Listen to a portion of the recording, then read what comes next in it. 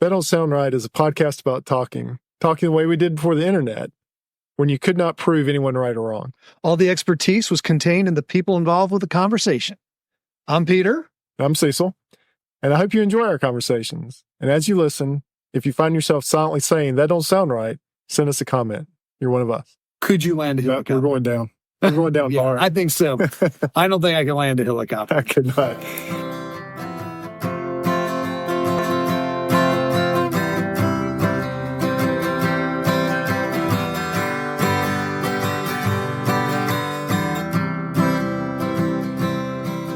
Welcome back to another episode of That Don't Sound Right, a podcast about talking. We're your hosts. I'm Peter Bielman, who's out of breath, obviously. And I'm Cecil Davis. And we're just trying to have a conversation without Googling or fact-checking each other. Those things can so easily kill the conversation. Your voice sounds a little more raw than it usually does. A little raspy, a little lower. Yes, I've been away up in Virginia. We launched a brand new Volvo truck, and we had dealers and sales people coming up to see the new truck, and I was having to give a presentation on the safety features of the all-new V&L, and I had to do that 12 times over the last week. What is the presentation run? About an hour total. So you spoke for 12 hours? Yeah, basically. Wow. And that doesn't include the socialization and during dinner time over the loud music.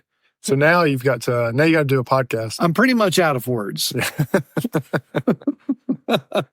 But hey, good thing I don't have to make anything up today, right? Well, I see in the studio here in Camel City Studios. There it is. The mailbag. There's the mailbag. By our loyal listener, Dave, U.S. mail, domestic U.S. mail, number 3, tear weight 0.7 pounds. That's a heavy bag. That's a heavy bag. Why would you have to? I guess if you're loading it on a plane, you would need to know what it was. That's what I was wondering. Well, I mean, I guess if you have 100 or 200 bags of mail, that's 200 extra pounds that you probably need to. That's probably it. Well, not 200, the 150. But would a 3/4 of a pound really matter? Why do you need to know the tear weight of the bag? Well, because if you're loading up close to your maximum weight, and you need to, that's a good question, because you're just going to weigh the whole thing. You don't care how much. Why do you care about how much all the envelopes weigh without the bag? Without the bag. I have no idea. This might be a whole new episode. It could be. We stumbled on this whole thing. That don't sound right. Why do they even mess? But tonight's episode, as evidenced by the mailbag, is our mailbag episode, and we have not had one since February 3rd. Oh, well, it's due, because we've had some good emails, and I think, have we had some texts on this? Maybe we've had some texts on the super secret text line. We have had some texts, but I'll have to go back and see if I can pull them out. Go back and check those out. So all of you that have been writing in thinking that we have forgotten you, we have not. We haven't forgotten. We read every email, and then we wait till mailbag. Now, if it's on the super secret text line, Cecil might not have told me about this, so it is forgotten. Well, shall we jump into it? Yeah, let's go. So one of the first ones I want to get to is from Brad, and this one might be an episode. I'm going to mention it on the air, and maybe some other people will chime in. We'll give the listeners a chance to respond and maybe make some guesses. Right. Now, remember, don't go Googling it or fact-checking. Just tell us what you think when you hear it. Was this a picture? This is a picture. I saw this in the mailbag. Right. So this was a picture, and it was a picture of a single square of Charmin toilet paper. A single square. What was unique about it? The edges were not straight. The edges were the perforations where the pieces would break apart. They were not a straight line. Wavy. They were a wavy line. And Brad asked the question, a valid question, why? Why? That don't look right. It doesn't. So I have some ideas. Maybe we'll let the listeners. You have some ideas as to why? Yeah, the why. I have some ideas as to why. I can come up with a few, I think. Well, we'll give you a week or so to think about it, and then we'll come back and let's record an episode. Maybe it's a new innovation in toilet paper that we're not aware of. Well, technology is moving at a rapid pace. I mean, y'all came out with a new truck here. Maybe they came out with some new toilet paper technology. I have no idea around here, Dave. Yeah, you never know. But let's go to the way back in the archives, and I'd like to read an email from someone Cecil. His name is Ricky. Yeah, no, Ricky and I worked together. He's the one that gave me the idea about the pythons versus alligator. That's right. I guess y'all had some serious debate over this. Is that right? That's right. Well, let me go ahead and read it. Yeah, read the line. Here it is. He calls you Big C. Well, yeah. All right. And just listen to your podcast on python versus alligator, and I have a few comments. 1, there is a big difference between boas and pythons. Boas reach about 8 feet. Pythons reach up to 30 feet. Really? So there's a piece of information that I didn't know of. That's a big difference. And then most alligator hunters use rifles, not bang sticks, to kill the alligator. And he put in parentheses swamp people. So I'm guessing he's watched the History Channel's Swamp People to get this information. Yep. Also, it doesn't look like he fact checked us with Google or anything. It was his own research and development. That's fine. That's fine. And then 3, Terrible Ted would absolutely destroy any feral pig and have them for lunch if he had any teeth. Terrible Ted. Do you know who Terrible Ted is? That's a bear. That's the bear that he wrestled. So Ricky was the guy who wrestled the bear? Ricky's the guy who wrestled the bear. So that's Ricky. Oh my gracious. You know what? That goes back to episode 45. Wrestling. And that's the only episode I've missed out. I was sick. Scott's when we absolutely had to record. I was sick. Yeah. Listener number 1 stepped in. Yep. And it was the story of Ricky wrestling the bear in the triad. Terrible Ted. Terrible Ted. If you don't believe it, Terrible Ted has a Wikipedia page about his career wrestling up and down the East Coast before the animal rights people put a stop to it in the 80s. Well, let me, we need to go back to episode 122, Rock, Paper, Python. Yes. That's where we debated those 3 animals, the alligator, the python, and the feral pig. Right. Who wins? Now I got to ask you, Terrible Ted or feral pig? It's always feral pig. Feral pig is the top of the chain for me. Ricky disagrees. Hey, let's go on to the next one. Brad writes in, and Brad, this is going back to episode 127. Of course I can fly a plane. And this seems to be coming back and forth, but he actually had some experience also with a flight simulator. Did you land it? He actually got into a Black Hawk simulator. Oh, wow. Flying a helicopter is next level. Yeah. Right. Yes. I mean, I don't even know. I can't even imagine what the controls are like to fly a helicopter. So like, if you ask me, could I get a helicopter to take off and or land? No, absolutely. I don't even know where to start with a helicopter. Well, let's see, what's it say here? I had not seen the outside of the simulator before entering. I would tell you I was in a real helicopter. The visuals and gravitational pulls were authentic. Our military pilots log actual flight time and practice maneuvers in this thing. The instructor showed me the controls and then said, let's go. So the instructor got him off the ground, then gave him the control where he hovered a few feet off the ground, allowing him to get a feel for how things worked. Then the instructor told me to fly us to the local airport and back. I had no which way to go except up. He got us pointed in the right direction. I flew us over, turned around, and came back. I landed it with his aid. So I'm in no way saying this experience was easy, but he did break a sweat. Wow. So he was able to do it with a helicopter. With a helicopter. My hat's off to you. So here's the thing. You're in a helicopter doing a tour, let's say, of Hawaii. Yeah. And you're in the co-pilot seat. Right. And this really could happen because there's often you sit with the co-pilot. You sit in that right-hand seat. Pilot becomes incapacitated. Could you land a helicopter? We're going down. We're going down hard. I think so. I don't think I can land a helicopter. I could not. I could crash a helicopter. Well, I mean, yeah, right. And you can crash a plane, but I could.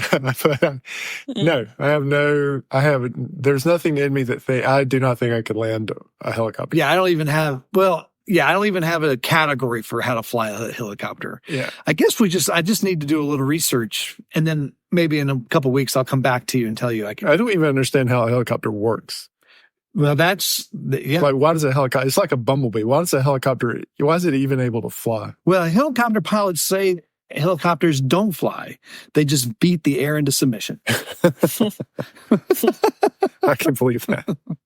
Brad also references Episode 128, learning curve. And that's where we talk about different things that have a pretty steep learning curve. You learn pretty quickly. Right. Or is that a shallow learning curve? We called it a short learning A curve. short learning curve. Yeah. So basically anything, Brad says, anything that when someone says, watch this, or hold my beer, it's going to have a short learning curve. The learning curve is a little bit longer than you think. I watched a guy, and something else that has a short learning curve is hydraulic power. Yeah. I was watching a guy work on a forklift, and he disconnected hydraulic lines without having the forks supported. And so everything that was holding up the hydraulic forks, or the forks, was the hydraulic pressure. And it just came down pretty quick. Oh, man. And I imagine the hydraulic fluid went everywhere. Went everywhere. Yeah. Good times. Yep. He learned a lot. The forks missed him, but he obviously never worked on hydraulics. I guess not. So Bill writes in for episode 129, give me a sign. You remember this one? Yep. This was about political signs. And do they work? Right. Or roadside signs in general. Right. Doesn't have to be political. Well, Bill pointed out the most successful political campaign you can have, if you want to get anywhere, is to start off as the commissioner of labor in North Carolina. Really? Do you know why? No. Because your name and face is posted in every elevator in the state of North Carolina. Right. So if you go up against someone like Sherry Berry, who's in every... She can run... Or she was. She can do anything she wants, essentially, because... Everybody knows her name. Everyone knows. So if she goes to an obscure office and goes up to someone people really haven't heard of, she's going to win because everyone knows Sherry Berry. You know, she's not the commissioner anymore. I think I heard that. What is she doing now? Oh, she mayor she's, or something? She's lieutenant governor? There's somebody else there. She can do anything she wants. Right. Yeah, we all know her name. But you only get one chance. What's that? Well, I mean, once you're no longer a commissioner at labor and you don't win that election, you don't got a chance because the next commissioner of labor is going to win. That's right. Now, I hadn't thought about that, but yeah, everybody knows her name. So she essentially has free election signs all the time. That's true. So Brad writes about episode 133, Wave of the Future.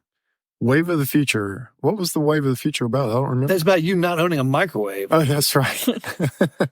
Do you still not have a microwave? Still don't have a microwave. As a result of our podcast, have you received any pressure to put a microwave? There has been a little bit of pressure. Really? Yeah. And when we were on vacation, there was a microwave, and I popped some popcorn. You cheated? For a moment, I was like, oh, yeah. But I did see a guy make a very convincing argument this week for one-button microwaves that you would only be able to add time with. So when you press the button, it would start, and then all you could do was add time. All the other buttons on the microwave, I want to say superfluous. Yeah, superfluous. Does this microwave not have that? Popcorn button? No. Just add time. It does. But then he's saying that the only control, not on, off. Well, here's the challenge. Okay. Then the challenge is that if you ever get a microwave, which might be in the near future, as pressure is applied, try using the microwave with just the one button. I've done it. But that means you have to open the door while it's still running. But then it will just reset to 0. Do you feel comfortable opening the door while it's still running? Sure. All right. If it cuts off. So that was the one thing that fried our microwave. Opening the door. Mm-hmm. But if you design it where it only works with one button, you could design it where it's not going to short out if you open it. Well, I mean, it's designed they're designed not to short out, but they just wear out. They wear out quicker. There's 3 switches in the door.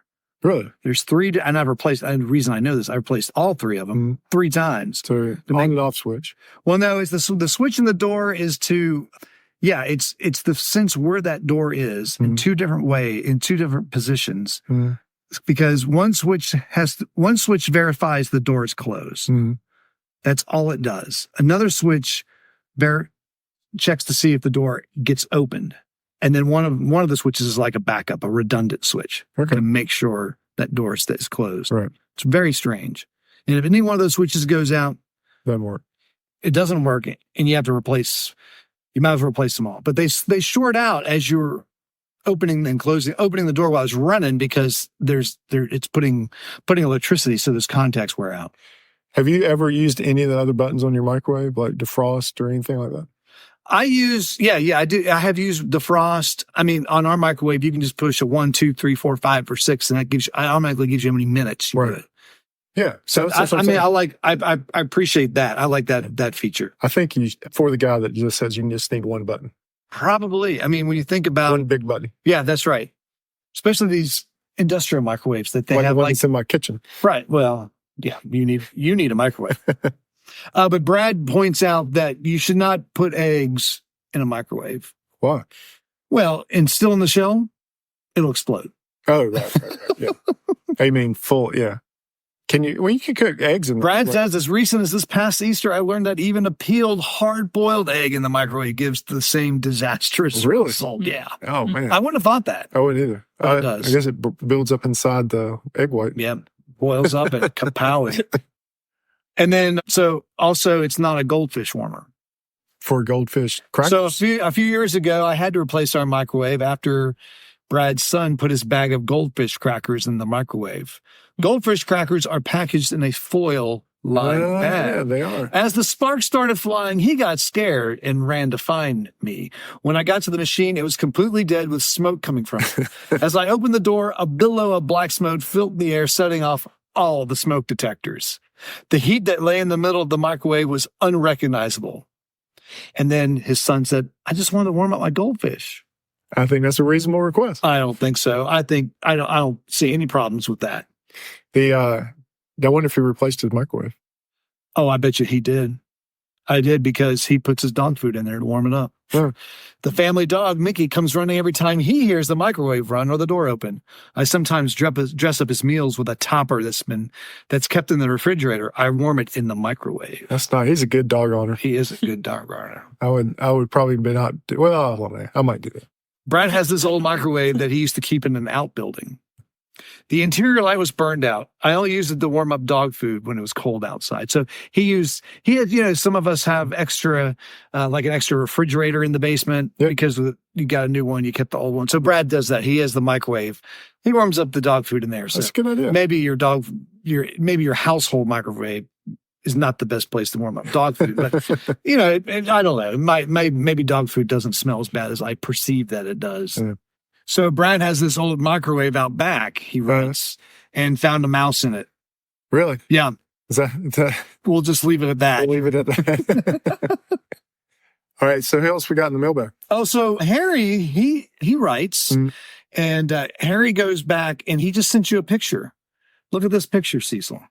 Ice is food. So basically, it's a big bag of 7-pound bag of ice, and it's a logo from the National Packaged Ice Association. And it says, "Ice is food." Ice is not. So if ice is food, it is not superfluous. It is a necessity. Even this summer at the beach, I found no use for ice. That goes back to episode 111, End of the Ice Age. And I think there's some follow episodes to that because it was very controversial. Yeah. And again, let me say, you have some family members who still aren't talking to you. Right? So just want to remind everybody, I said that I didn't say that we didn't want ice. I just said that we don't need ice. Need ice. Okay. All right. So your cousin writes, he's harking back to episode 136, string theory. Now, this was the episode where you posit, like ice, shoestrings are also not necessary. Olivia actually gave us this. That's right. My daughter gave us this episode about tying shoes. We found a lot of shoes that had fake laces. Yeah. And also you got given a gift, right? Yeah, I was given a set of elastic shoelaces. So once they were put on, they held them snug, but not snug enough where you couldn't just slip your foot out. Did you try them? I haven't tried them yet, no. So what did Dave write? I don't have the right shoe just yet. Gotcha. What did Dave write about? So David said he just listened to string theory, and as Caboosel, that's me. Caboosel's me. That's his nickname for you. Right. I wanted to be Diesel. It's only Caboosel. Yeah, but he's the only one who calls you that, right? There's more. You're clearly Big C to other people. So as you referenced, James Bond demonstrated in For Your Eyes Only that it's always good to have shoestrings along just in case you have to climb a rope to save the world whilst a henchman uses his pistol to knock out your pro. Other than that, He slips on boots for his job, speed laces on his running shoes, and flip-flops. The speed laces are adjustable, but could probably be replaced just as easily with an elastic top slip-on. Yep. However, we need to keep laces on shoes to keep small children busy and learning. Kids certainly don't need to be encouraged to be any lazier. No slip-ons until you're 18. Perhaps this could be the origin of a new saying or a new cultural slang. What's that? On 18th birthdays that people discuss 100 years from now. That you get your slip your shoes on and get a job. Slip your shoes on and go buy me some cigarettes. Slip your shoes on and go register for selective service. There you go. Slip your shoes on and get out of my house. Yeah, you get a pair of slip-ons for your 18th birthday. Well, that's what he's saying. He's like, we should not be doing anymore. I spent a lot of time as a kid learning to tie my shoes. I think I referenced that we had a set of laces on the back of our chair in kindergarten that you could practice every day tying your shoes. So going back to episode, now this wasn't a mailbag, but I have a coworker who's English. This goes back to episode 139, boondocking fly tipper. Yeah. And I asked him about fly tipping. What did he say? He had not heard it. He had not heard of fly tipping? He had not heard of fly tipping. However, the term tipping is the word for dumping over there. Okay. So if you go to the dump, you're going to the tip. Okay. Well, I wonder where the fly part came. I don't know where the fly. He wasn't sure. He wasn't sure where that came from. But tipping is definitely the same as dumping. Well, this has been a good. We had a lot in the mailbag this time. One thing I just also didn't mention is that Chris, he sent us our first fan art. So Chris, we're going to make the assumption that you're a fan and that you did send in art that was really good. It was good. It's a logo for the show, but it has our likenesses on it. Exactly. That he drew. I thought it was great. So yeah, we're calling it. Some people looked at it and said, "Yeah, that looks like us." So we're calling it our first fan art. I'm going to try to get it on a t-shirt. I need to talk to him about it. Y'all have put us over the 20,000 downloads. All right, 20,000. 20,000 downloads. We're not even 3 years old. Yep. We're getting there, but we're not even 3 years old and hit 20,000. 20,000 downloads. So thank you for every single download, whether you're a person, a relative, or a bot. Yes, thank you, Google search. We appreciate all of you, whether you listen to it or just let it run with the volume turned down. Every download counts. Somebody told 4 friends. Yeah, somebody did. Maybe someone told 20,000 friends. So we are now at 20,000 downloads. Congratulations. What's next?